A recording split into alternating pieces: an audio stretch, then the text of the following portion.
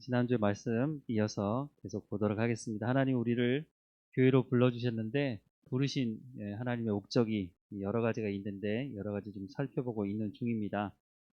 오늘 본 말씀은 하나님께서 우리를 소금과 빛으로 불러주셨다는 것입니다. 이 말씀은 참 많이 들어보셨죠? 일단 말씀을 한번 볼까요? 마태복음 5장 13절부터 16절에 있는 말씀입니다. 마태복음 5장 13절에서 16절까지 말씀. 네, 우리 같이 읽어보도록 하겠습니다. 너희는 세상의 소금이니 소금이 만일 그 맛을 잃으면 무엇으로 짜게 하리요? 후에는 아무 쓸데없어 다만 밖에 버려져 사람에게 밟힐 뿐이니라. 너희는 세상의 빛이라. 산 위에 있는 동네가 숨겨지지 못할 것이요 사람이 등불을 켜서 말 아래 두지 아니하고 등경 위에 두나니 그러므로 집안 모든 사람에게 비치느니라.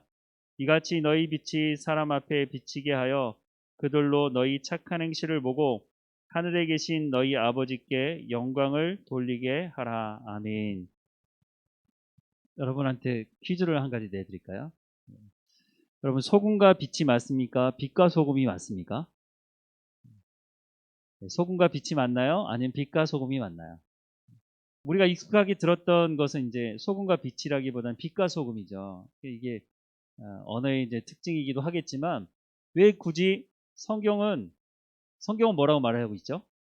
소금을 얘기하고 빛을 말하고 있거든요. 근데 왜 굳이 빛과 소금의 순서를 바꿔놨을까요?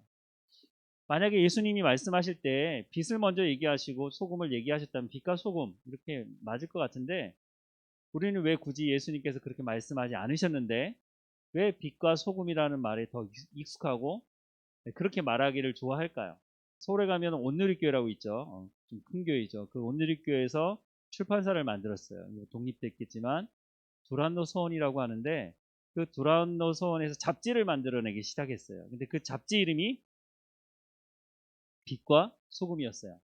하용조 목사님 돌아가시기 전에 제가 교육전도사로 있었을 때 서울에 가면 다일교회라고 있습니다. 최일도 목사님이라고 들어보셨는지 모르겠지만 그 목사님이 그 하용조 목사님을 만나셨을 때 성경에는 소금과 빛을 얘기하는데 왜 빛과 소금이냐고 그렇게 얘기를 하셨다고 그러더라고요. 그래서 뭐 일리가 있잖아요. 그래서 그 자리에서 하용조 목사님이 바로 그 출판사에 전화를 하셨다고 그래요. 그래서 한동안 한 1년 정도 그 잡지 이름이 소금과 빛으로 나온 적이 있어요.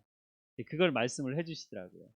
근데 분명히 성경은 뭐라고 말하고 있냐면 소금에 대해서 먼저 분명히 말씀을 하고 있고 또 빛에 대해서 말씀을 하고 있어요. 성경을 읽다 보면 순서가 중요할 때가 있습니다. 왜 하나님께서 그렇게 말씀하셨는지를 우리가 볼 필요가 있거든요. 근데 어쨌든 또 다른 한편은 뭐 어떤 것이냐면 우리가 기도할 때 이런 실수들을 범하게 되는데요. 어떤 거냐면 분명히 성경은 뭐라고 말씀하고 있냐면 너희는 세상의 소금이니 라고 말씀하고 있죠. 예수 그리스도를 영접하고 하나님의 자녀가 된 사람에게 뭐라고 말씀하시냐면 너희는 세상의 소금이라는 거예요.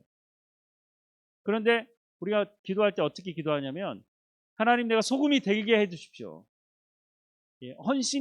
헌신하는 마음이 너무 앞서서 그런지 모르겠지만 열심히 앞서서 그런지 모르겠지만 하나님 내가 빛이 되기 원합니다.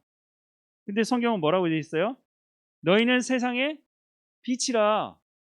그러니까 예수 그리스도를 영접하는 그 순간부터 새로운 피조물이 된 것이고 예수 그리스도를 영접하는 그 순간부터 우리는 세상의 소금이고 빛으로 살아가야만 하는 사람이라는 것이에요. 근데 문제가 한 가지 있어요. 그렇게 살아본 적이 없거든요.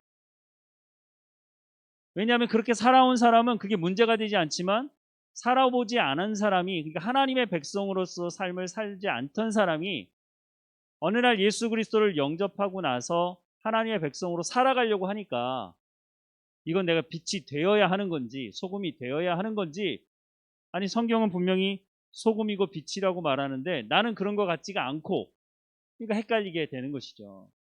그래서 이 말씀 앞에 어떤 말씀이 있는지 여러분도 잘 아시겠지만 팔복에 대한 말씀을 하고 있습니다. 나중에 예수님께서 말씀하시는 이 산상수훈이 마태복음 5장, 6장, 7장에 기록이 되어 있는데 이 산상수훈을 통해서 또 우리 가운데 하시는 말씀이 뭔지를 또 살펴볼 시간이 있겠지만 일단은 이 소금과 빛에 대한 말씀 바로 앞에 있는 말씀이 팔복에 대한 말씀이에요. 8가지 복.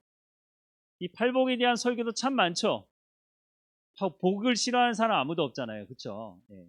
팔복에 대해서 예수님께서 말씀을 하시고 그 다음에 이 본문을 말씀하고 있다는 것이에요. 이유가 있는 거죠. 왜 그렇게 하셨는지. 팔복을 맨 앞에 말씀하실 때 가장 먼저 말씀하신 말씀이 어떤 말씀인지 기억나시나요? 네. 심령이 가난한 자는 천국이 저희 것입니다 라고 말씀을 시작하면서 8가지 복을 쭉 말씀을 하고 있거든요. 그런데 여러분 집에 가셔서 시간이 있으시다면 팔복을 한번 하나하나 자세히 한번 보세요. 팔복의 핵심이 있는데 뭐냐면 하나님 없이는 못 사는 사람들인 거예요. 그러니까 예수 그리스도를 영접했다고 하는 것은 예수님 없이는 못 삽니다. 이제부터는. 내가 이전엔 어떻게 살았는지 모르겠지만 지금부터는 내가 하나님의 백성으로 살겠습니다 라고 하는 사람들, 바로 그 사람들에게 소금과 빛에 대한 말씀을 하는 거예요. 그냥 길거리 걸어 다니다가 만나는 사람에게 당신은 소금이고 빛이라고 말씀하는 것이 아니라 내가 이제는 하나님 없이는 못 삽니다. 내가 예수 그리스도를 믿고 영접하고 하나님의 백성이 됐기 때문에 이제 하나님의 백성으로 살겠습니다라고 말하는 그 사람들에게 뭐라고 말씀하시냐면 너희는 세상의 소금이다. 너희는 세상의 빛이다. 그래서 어쨌다는 거예요? 그래서 어쨌다고 말씀하시느냐면 너희의 착한 행실을 보고 어떻게 해요? 세상 사람들이 하늘 아버지께 영광을 돌리게 하라라고 말씀을 하고 있는 거죠. 우리가 소금으로 빛으로 부름 받았다면 그에 마땅한 삶을 살아가는 것이 맞다는 것이에요. 우리가 그렇게 부름 받았기 때문에. 그래서 교회가 빛과 소금과 빛의 역할을 감당해야 한다고 말씀을 하고 있는 거죠.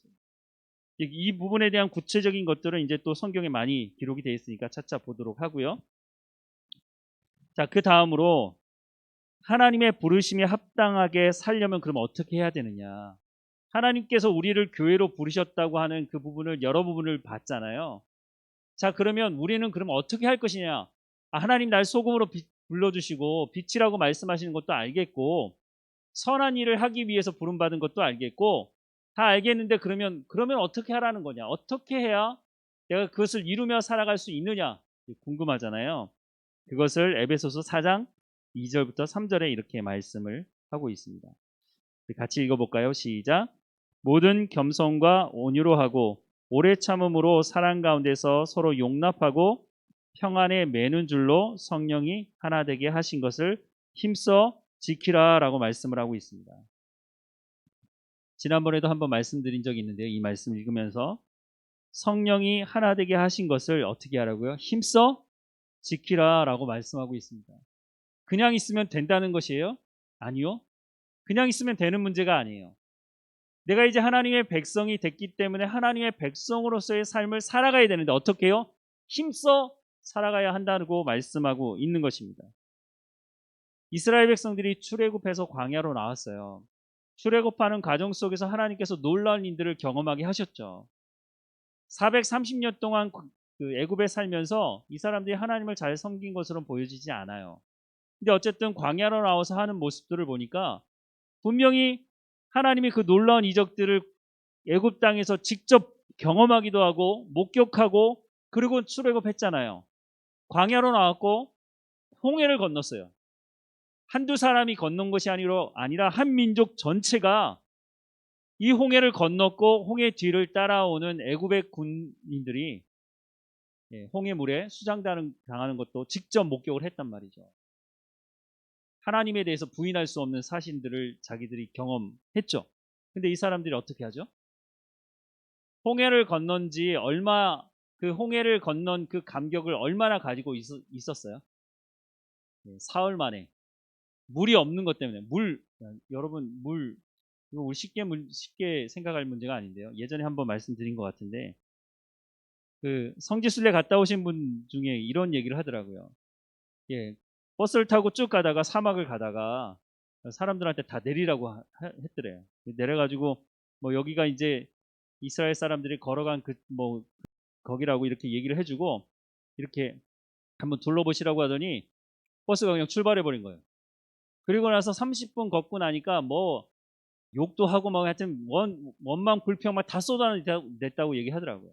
그리고 나서는 다시 와서 성경을 보면서 이스라엘 백성들이 원망과 불평한 걸 보면서 함부로 이런 나쁜 놈들 이렇게 얘기를 못 하겠더라 하는 얘기를 하더라는 거예요.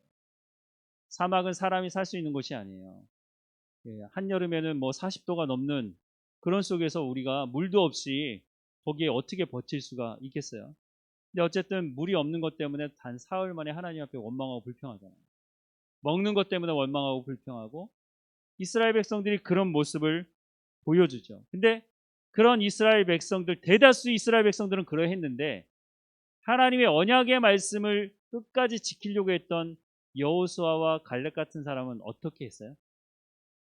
하나님이 약속하셨기 때문에 가서 보니까 거인이 있는 것도 맞고 우리가 정말 저 땅에 들어가서 저 성을 차지할 수 있을까 싶은 그런 성들이 있고 가는 곳곳마다 사람들이 살고 있고 이미 자리를 잡고 있는 사람들을 우리가 어떻게 가서 이겨낼 수 있을 것이냐.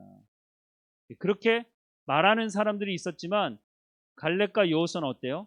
아니라는 거죠. 하나님이 약속하신 그 언약의 말씀대로 이루어 주실 것이다라고 그냥 마음에만 품고 있었어요? 아니요. 그걸 말을 했고 주장을 했고 심지어는 이스라엘 백성들이 밤새도록 통곡하면서 돌을 들고 모세를 죽이려고까지 했거든요. 그런 위급한 상황에서도 불구하고 하나님의 언약의 말씀은 반드시 이루어진다. 그들은 우리의 밥이다. 라고 주장하고 들어가자고 얘기했던 것은 바로 조금 전에 읽어드렸던 에베소서 4장의 말씀에 힘써 지키는 것이에요. 하나님이 그렇게 말씀하셨으니까 아무리 현실은 그렇다 할지라도 하나님이 그렇게 말씀하셨으니까 우리는 그 말씀을 믿고 가나안 땅에 들어가야 한다라고 주장하는 것. 그것은 바로 힘써 지키는 것을 말하는 것입니다. 그 근거가 뭐죠? 하나님의 말씀에 있어요. 말씀을 믿는 것이에요. 하나님께서 말씀하신 것대로 이루어질 것을 믿고 그렇게 사는 것이죠. 그런데 어떻게 하냐면 모든 겸손과 온유로 하고 오래 참음으로 사랑 가운데서 서로 용납하고 하루아침에 이루어지면 얼마나 좋겠어요? 시간이 걸린다는 거죠. 힘들고 어렵지만 인내하라고 말하고 있어요. 이거는 한 사람으로 가능한 것이 아니에요. 지난주에도 잠깐 말씀드렸지만 우리가 각 사람이 교회이지만 교회 공동체로 부름 받았기 때문에 우리가 신앙생활을 어떻게 잘할 것이냐를 함께 이루어가는 공동체가 되어야 한다는 거예요. 함께. 그러니까 내가 당신을 위해서 기도해 주겠다고 하는 이유도 거기 있는 거 아니에요? 어렵고 힘든 사람들의 마음을 가지고 그 사람의 기도 제목을 가지고 내가 그 사람을 위해 중보기도 하는 것도 사실 교회로서의 부름받은 합당한 삶을 살아가기 위해서 나만 잘 돼서 되는 문제가 아니라 나만 신앙생활 잘해서 되는 문제가 아니라 예수 그리스도의 공동체, 교회 공동체로 모여있는 사람들이 모두가 다 함께 성장할 수 있도록 그래서 우리가 함께 힘써야 한다는 것입니다. 사과나무 열매가 맺히는데 한쪽에는 정말 그래서 이건 사과야 아니면 대추야 뭐 이렇게 싶어가지고 이렇게 그런 식으로 열매가 맺혀지지 않잖아요. 그러니까 예수 그리스도를 믿는 공동체 안에 모두가 함께 성장할 수 있도록 함께 중보하고 함께 신앙생활할 수 있도록 힘써야 한다는 것을 말씀해 주고 있는 것입니다. 우리가 그렇게 부름받았고 그렇게 돼야 한다는 것이죠. 죄가 있을 때 우리가 그 죄를 발견한다면 그것이 죄라고 말해줘야 된다는 것이죠. 그렇지 않으면 그 사람이 계속 죄의 길로 가기 때문에 그래서 때로는 교회 안에서 치리도 있어야 한다는 것을 말씀을 드리는 것입니다. 끊임없이 범죄하고 끊임없이 죄를 짓는 가운데 있는데 그냥 방관하는 건 그것은 하나님의 부르심에 합당한 삶을 살아가는 공동체가 아닌 것이죠. 그래서 신앙생활할 때 정말 하나님 말씀대에서 벗어나고 있다면 그것을 말씀해 주셔야 하는 것입니다. 우리가 함께 성장해야 하기 때문에. 자, 그 다음으로 교회 공동체를 위해서 하나님께서 직분을 주셨어요. 에베소서 4장 11절부터 12절 말씀입니다. 우리 함께 읽어보도록 하겠습니다. 시작. 그가 어떤 사람은 사도로, 어떤 사람은 선지자로, 어떤 사람은 복음 전하는 자로, 어떤 사람은 목사와 교사로 삼으셨으니 이는 성도를 온전하게 하여 봉사의 일을 하게 하며 그리스도의 몸을 세우려 하심이라. 아멘. 자, 여기 여러 가지 직분이 나오는데요. 사도, 선지자, 복음 전하는 자, 목사, 교사. 공통점이 뭘까요? 공통점. 사도, 선지자, 복음 전하는 자, 목사, 교사의 공통점. 네. 하나님의 말씀을 가르치는 사람들입니다. 교회 안에 여러 가지 직분이 있어요. 우리로 얘기하자면 서리 집사가 있죠. 그리고 안수를 받아서 권사가 되고 안수 집사가 되고 또 장로가 있죠. 일반 평신도가 있고 하나님께서 주시는 직분에 대해서 여러 가지가 있지만 에베소서에서 말씀하시는 교회에 대해서 얘기할 때 여러 직분들이 있지만 굳이 이 직분들을 말하는 이유가 있겠죠. 근데 이 사람들의 공통점은 하나님의 말씀을 가르치는 사람들이라는 거예요. 그 말은 무슨 말이냐면 교회 안에 가장 중요한 직분은 장로? 아니 그게 아니고요. 하나님의 말씀을 가르치는 사람이 있어야 된다는 거예요.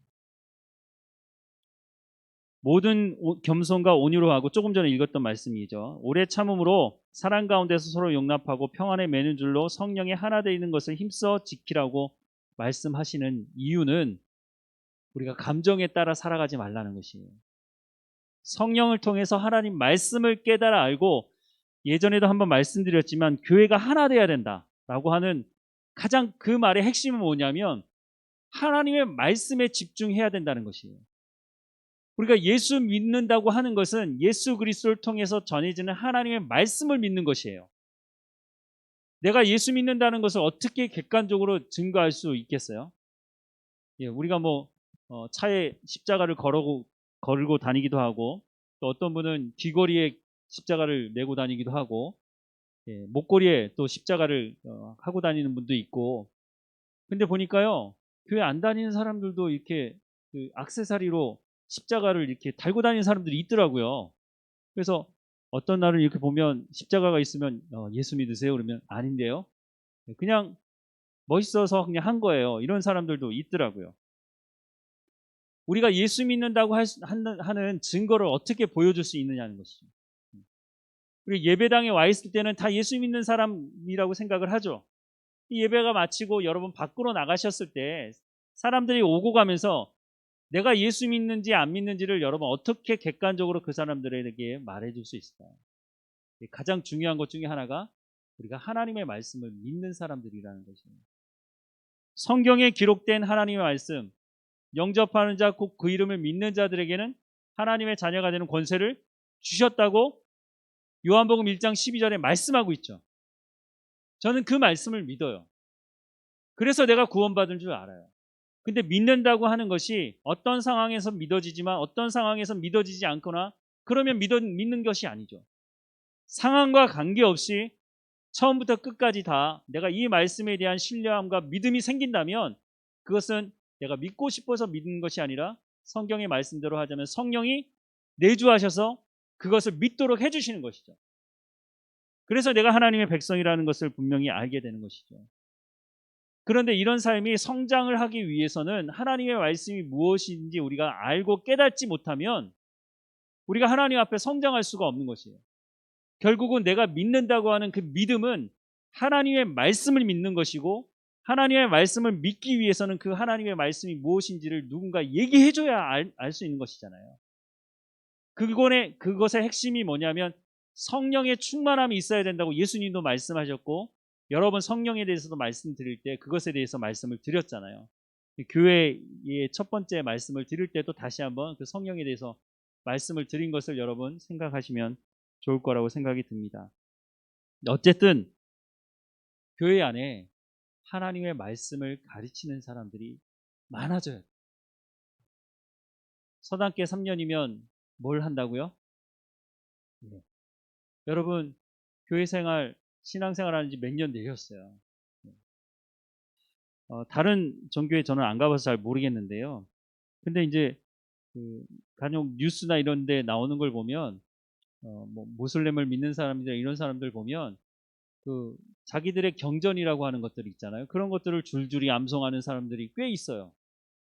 여기 계신 분들도 성경을 꽤 많이 읽어 보셨겠지만 우리가 성경을 읽는 것도 중요하다고 생각이 듭니다. 성경 자체를 읽지 않으면서 성경을 이해하기는 쉽지 않으니까 성경을 읽는 것이 기본이지만 그 성경을 읽고 그 성경에서 말씀하는 것이 어떤 것인지 그것을 가지고 내가 누군가를 만났을 때 하나님께서 그 말씀은 이런 목적으로 이렇게 하신 말씀이다라고 하는 것을 여러분들이 가르쳐 주실 수 있으셔야 돼요. 그러기 위해서 가장 먼저 해야 될 게 성경을 읽으셔야 하는 것이죠. 제가 그 대학교 한 3학년 때 됐을까요? 제가 그 대학 다니면서 있었던 선교단체에서 그 선교단체 전국에 있으니까 그 전국에 있는 대학생 선교단체 리더들이 모여서 이렇게 수련회를 하는데 그 선교단체 대표 되시는 목사님이 뭐라고 얘기하냐면 여러분 성경을 좀 많이 읽으라고 그렇게 얘기를 하시더라고요. 근데 그때 제가 성경을 한 번 읽었었을 때 그래서 내가 성경을 한 번 정도 읽었는데 이렇게 되게 이렇게 자랑스럽게 생각을 딱 했는데 그분이 뭐라고 얘기하시냐면 여러분 나이만큼 읽으라는 거예요. 거기 모인 사람들이 신학생들이 아니에요. 일반 대학 학생들이 훨씬 더 많은데 여러분 나이만큼 읽으라고 하니까 제가 할 말이 없더라고요. 그리고 나서 제가 신대원을 가게 되고 신학을 공부하면서 그 말씀이 다시 기억이 났어요. 아, 그렇지. 내가 평생 하나님 말씀을 또 가르쳐야 되는 사람으로 그러면 성경을 최소한 내 나이만큼 읽어야 되지 않겠나. 그래서 그때부터 읽기 시작해서 제 나이만큼 읽었을까요? 못 읽었을까요? 궁금하시면 나중에 따로 얘기하시면 말씀해 드리겠습니다. 어쨌든 그리고 나서 신학교에 들어갔는데 그 교회사 수업을 하시는 교수님이 들어오셔서 첫 번째 시간에 뭐라고 얘기하시냐면 여러분 그 신대원 공부하면서 한 달에 한 번씩 성경을 읽으라는 거예요. 그거 얼마나 좋은 말이에요. 그렇죠? 여러분 그 혹시 신대원 가실 분들이 있으면 모르겠지만 신대원 가시면 성경을 가르쳐 주진 않아요. 신학을 가르쳐 주지. 근데 어쨌든 그 말을 듣고 났는데 신대원 공부가 고3 공부 같아요. 너무 할 게 많아가지고 목사 되려고 한 사람들이 모여 있는데 성경 읽을 시간이 별로 없어요. 그리고 나서 1년을 보내고 나서 나중에 제가 캐나다 2년 갔다가 다시 돌아오면서 성경을 읽어야겠다라는 생각을 다시 한번 하고 나서 그때 그 말씀이 생각이 나는 거예요. 한 달에 한 번씩 읽어라. 한 달에 한 번씩 읽으려면 하루에 3시간씩만 읽으시면 됩니다. 하루에 3시간씩만 읽으시면 여러분 한 달도 안 걸릴 수 있어요. 한 달에 한 번은 성경을 읽으실 수가 있어요. 제가 그렇게 해서 해봤습니다. 그래서 새벽 4시 일어나서 또 신대원 그 기숙사에 있다 보니까 또 매일 새벽 예배 가야 되고 시간만 나면 하여튼 앉아가서 성경을 읽기 시작했는데 한 달에 한 번 읽겠더라고요. 그래서 졸업할 때까지 2년 동안 성경을 한 달에 한 번씩 읽기 시작하는데 그게 속도가 붙으니까 나중엔 더 빨라지더라고요. 그런데 그게 쌓이면서 그 공부 잘하는 사람들이 어느 날 뻥 뚫린다고 그러잖아요. 그런 경험을 하게 되더라고요. 하나님의 말씀을 내가 창세기를 보고 있어서 창세기 말씀을 보고 있는데 그 말씀과 연관된 말씀이 신약에 있으면 그게 연결이 돼요. 그러니까 성경이 정말 그 성경을 읽는 재미가 있어요. 성경을 공부하는 재미가 그때부터 사실 있게 되더라고요. 여러분들도 그런 수 있으시면 좋을 것 같아요. 내 나이가 지금 몇인데 지금 내 나이만큼 읽으라고 하나. 그렇게 지금 얼굴 표정이 그러신데 그래서 얼마나 시간이 걸릴지 모르겠지만 여러분들이 그 누군가에게 아니면 아이들이라도 붙들고서 하나님이 누구인지 예수님이 누구고 왜 우리가 성령의 충만함을 받아야 하는지 왜 우리가 예수를 믿어야 하는 것인지 애들이 궁금해하는 것들이 여러 가지 있어요. 왜 선악과는 만들었어요? 왜 선악과는 먹었어요? 왜 하나님은 다 진멸하라고 말씀하셨어요? 애들이 궁금한 게 많거든요. 그런 것들에 대해서 하나님이 이런 분이시고 그래서 이렇게 말씀하신 거야 라고 가르칠 수 정도만 있다면 많이 달라질 겁니다. 단순히 그냥 말씀을 듣는 사람이 아니라 하나님께서 하신 말씀을 내 마음에 새기고 그 말씀대로 살아가고 그 말씀대로 사람들을 가르칠 수 있다면 교회에 상당한 영향력이 있는 교회로 성장할 수 있으리라고 생각이 듭니다. 하나님께서 교회로 부르신 우리에게 그것을 말씀하고 있는 거예요. 교회에 다른 일이 얼마나 많아요. 그런데 에베소서를 통해서 교회가 무엇인가 말씀하실 때 가장 핵심적으로 말씀하는 건 뭐냐면 이 하나님의 말씀을 가르치는 사람들이 교회 안에 있어야 되고 이 사람들이 교회의 기반을 닦고 그래서 교회가 그 안에서 성전이 이루어져 가고 서로 연결되면서 성숙할 수 있다는 것을 말씀하고 있는 것입니다. 이거는 정말 너무너무 중요한 문제예요. 그리스도의 장성한 분량에 이르기 위해서는요, 이것이 반드시 있어야 돼요.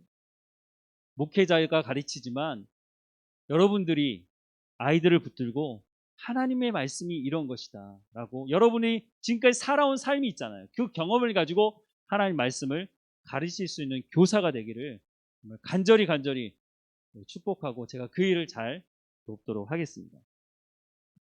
자, 네 번째, 교회 공동체는 하나님의 말씀을 가르치는 사람을 키워야 합니다. 이게 연결되는 말씀이기도 하죠. 교회에서 어떤 사람을 키워야 할까요? 교회에서 다양한 사람을 키워내야 되겠죠. 근데 가장 중요한 것은요, 하나님의 말씀을 가르치는 사람을 키워내야 합니다. 마태복음 28장 18절에서 20절 말씀에 보면은요, 예수께서 나와 말씀하여 이르시되 하늘과 땅의 모든 것을 내게 주셨으니 그러므로 너희는 가서 모든 민족을 제자로 삼아 아버지와 아들과 성령의 이름으로 세례를 베풀고 내가 너희에게 분부한 모든 것을 가르쳐 지키게 하라. 볼지어다 내가 세상 끝날까지 너희와 항상 함께 있으리라 하시니라. 예수님의 마지막 명령이십니다. 예수님이 가서 뭐라고 말씀하시냐면 복음을 전하라는 것이에요. 근데 가서 그냥 전하는 정도가 아니라 제자를 삼으라고 말씀하고 있어요. 여러분, 제자는 어떻게 삼는 겁니까? 내가 제자가 되지 않으면 제자 삼을 수 없어요. 제자가 된다는 것은 예수님이 어떤 삶을 사셨고 예수님이 어떤 말씀을 하셨고 예수님이 또한 그렇게 나에게 명령하신 것을 나도 듣고 나도 그렇게 살아내면서 예수님의 말씀을 전해줘야 돼요. 제자가 제자를 낳죠. 그 제자가 또 다른 제자를 낳을 수 있도록 가르쳐야 한다는 것이에요. 여러분이 평생 교회 다니면서 한 사람의 제자들도 만들어내지 못한다면 곤란한 일입니다. 예수님의 명령의 말씀이 제자를 삼으라고 말씀하고 있잖아요. 내 자녀를 제자 삼을 수도 있는 것이고요. 내 이웃 사람을 제자 삼을 수 있는 것이고 내 직장의 동료를 제자 삼을 수도 있는 것이고 주변에 나가면 나와 관련된 사람들을 제자 삼을 수 있어요. 하나님께서 연결시켜 주셔야 하겠죠. 그런데 내가 준비되어 있지 않으면 아무리 그 사람이 내게 와서 하나님이 누구시냐, 믿음이 뭐냐, 어떻게 하면 신앙생활 잘할 수 있냐, 어떻게 하면 교회다운 교회가 될 수 있느냐 라고 물어봤을 때 내가 제자가 되어 있지 못하다면 그 사람에게 뭐라고 얘기를 해줄 수 있겠어요? 그러면 그때는 이제 목사님 찾아가라고 얘기하겠죠. 우리가 전도하면서 누군가를 정말 전도하고 싶은데 저 사람도 함께 구원받기를 너무 간절한 마음이 있다면 내가 먼저 제자가 되어야 하는 것입니다. 내가 교회 데려왔으니까 교회에서 알아서 하십시오. 그거는 참 무책임한 겁니다.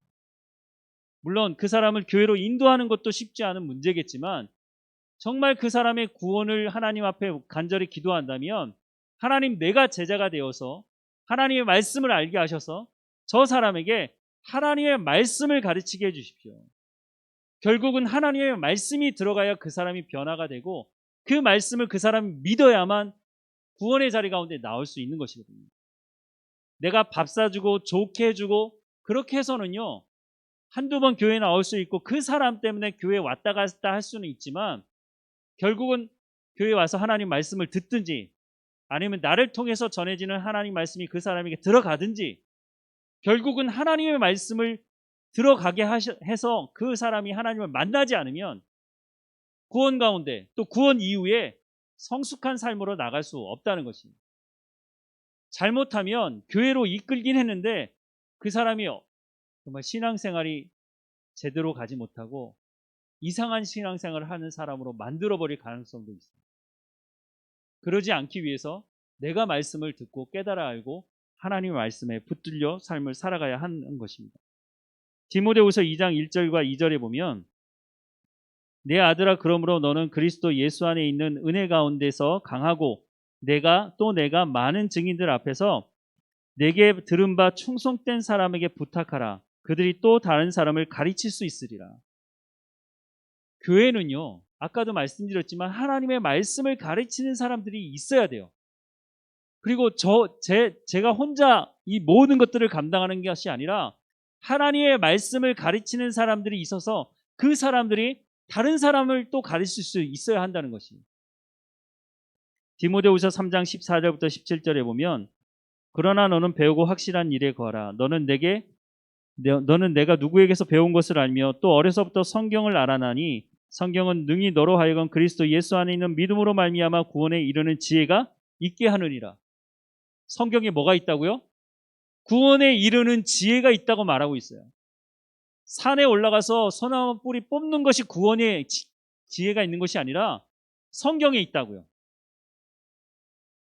모든 성경은 하나님의 감동으로 된 것으로 교훈과 책망과 바르게 함과 의로 교육하기 유익하니 이는 하나님의 사람으로 온전하게 하며 모든 선한 일을 행할 능력을 갖추게 하려 합니다.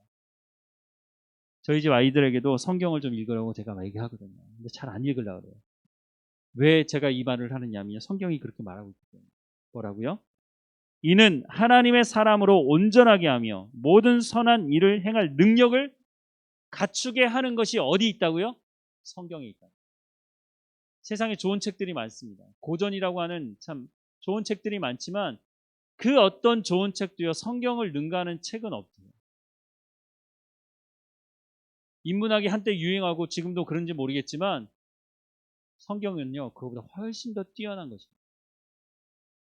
성경은 살아있는 하나님의 말씀이기 때문에. 그래서 성경을 읽어야 하는 것입니다. 우리의 자녀들에게도 성경을 읽히도록 해야 돼요.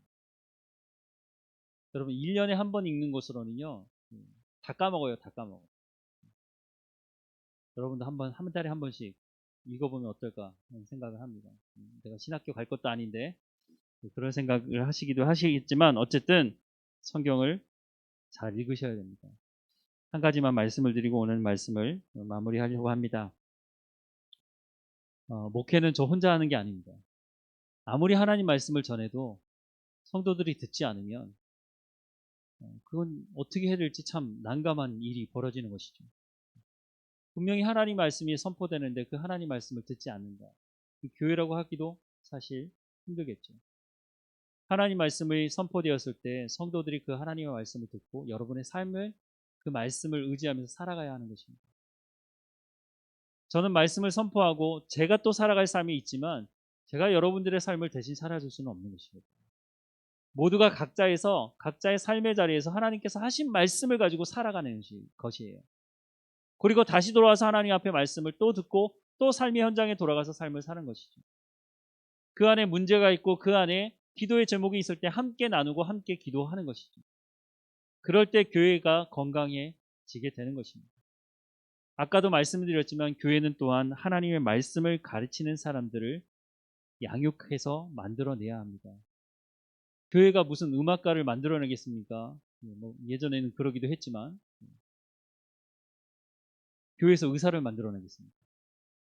교회에서 가장 해야 되는 것은 하나님 말씀을 가르치는 사람을 키워내야 하는 것입니다. 우리가 여기에 어떻게 해야 할 것인지를 좀 더 생각해보고 앞으로도 이 부분에 대해서 좀 더 말씀을 드리도록 하겠습니다.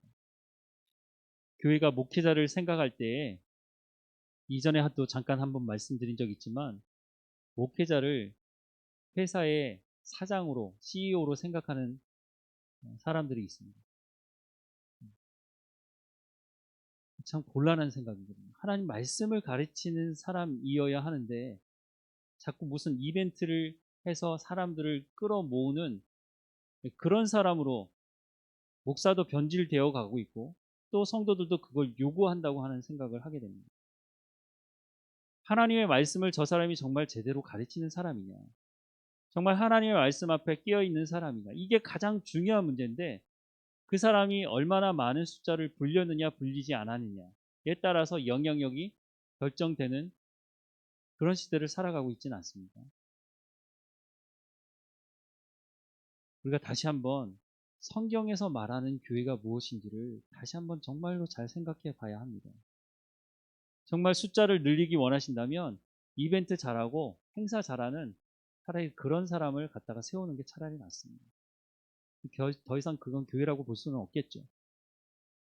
하나님의 말씀을 들으려고 교회에 오는 것이고, 그 하나님의 말씀이 정말 무엇인지를 깨달아 알려고 교회에 오는 것이고, 하나님 말씀을 들었다면 우리의 삶의 현장으로 돌아가서 그것을 살아내고, 그리고 또 돌아와서 하나님의 말씀을 들으려고 교회에 모이는 것입니다. 교회의 핵심이 여기 있습니다. 이것을 잃어버리게 되면 교회는 타락하게 되는 것입니다. 자꾸 다른 데 신경 쓰게 되는 것이죠. 교회가 행사만 하고 프로그램만 돌리고 그러면 잘 되는 것처럼, 그런데 성숙하고 성장하는 사람이 없잖아요. 제가 다녔던 여러 교회도 행사와 프로그램이 얼마나 많은지 모르겠어요. 그런데 그 시간이 지나가면서 성숙한 사람을 볼 수가 없어요. 오히려 세상으로부터 욕먹는 사람들은 많아도 정말 저 사람은 그리스도인이구나, 정말 저 사람은 하나님의 사람이구나, 정말 저 사람은 작년과 올해가 다르고 10년 뒤가 정말 성숙한 사람으로 살아가는구나, 이런 사람들을 보기가 힘들다는 것이죠. 근데 교회 안에서 프로그램을 돌리니까 그 프로그램에 그냥 참여하면 자기가 자연히 성장하는 걸로 착각해요. 예전에 그런 말씀 드렸잖아요. 제가 있던 지역에 서울로부터 좀 벗어난 지역이었는데 서울의 사랑의 교회를 다니고 등록한 분이 계셨어요. 그 집에 신방 갔더니 물어보지도 않았는데 저 사랑의 교회 다녔어요. 사랑의 교회에서 이런 프로그램 했어요. 그게 뭐가 어쨌다는 거죠? 그걸 통해서 그 사람이 성숙했던 한 모습을 보여줘야 되는데 그렇게 말하는 것 자체가 사실은 자랑하고 싶은 거죠. 내가 시골에 있는 작은 교회 갔는데 저 서울에 있는 큰 교회 다니다 왔어요. 그게 뭐 어쨌다는 거죠? 하나님께서 그런 거 물으시던가요?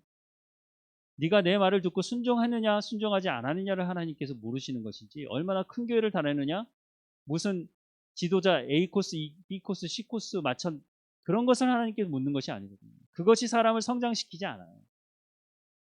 우리가 교회로 부름받은 하나님의 사람으로 정말로 하나님 말씀에 집중하고 하나님 말씀을 깨달아 알고 가르치는 그런 실력 있는 그리스도인이 되기를 간절히 소망합니다. 기도하겠습니다. 하나님, 우리를 교회로 불러주시고 우리의 삶을 통해서 하나님의 영광이 드러나게 하시는 하나님께 감사를 드립니다. 하나님 의지하고 하나님께 기도하는 것은 날마다 우리 가운데 성령이 충만케 하셔서 하나님 말씀을 깨달아 알게 하시고 교회 안에서 하나님 말씀을 제대로 배우게 하셔서 제자 삼는 삶을 살아갈 수 있도록 인도해 주옵소서. 그래서 먼저 제자가 되고 하나님 말씀을 듣게 하시고 순종하게 하셔서 정말 하나님의 말씀을 가르치는 실력 있는 그리스도인으로 살아갈 수 있도록 은혜를 허락해 주옵소서. 하나님 말씀이 선포되는 이 자리가 되게 하시고 하나님 말씀을 듣는 우리 모두가 되게 하셔서 하나님 우리의 삶을 통해서 하나님의 말씀이 어떻게 이루어져 가는지를 우리가 분명히 보고 나도 하나님의 말씀을 온전히 가르치는 하나님의 사람으로 성장할 수 있도록 은혜를 허락해 주옵소서. 예배할 때마다 하나님 말씀이 차고 넘치는 시간이 되게 하시고 그 말씀을 통해서 우리가 어떻게 성장하는 것인지를 서로 함께 도전하며 함께 중보하며 하나님의 나라를, 하나님의 교회를 온전히 이루어갈 수 있도록 우리를 인도해 주옵소서. 하나님 이 나머지 한 주간도 하나님의 말씀 앞에 끼어 있게 하시고 부름받은 그 부름이 합당한 삶을 살아갈 수 있도록 은혜를 허락해 주옵소서. 예수님의 이름으로 축복하고 기도합니다. 아멘.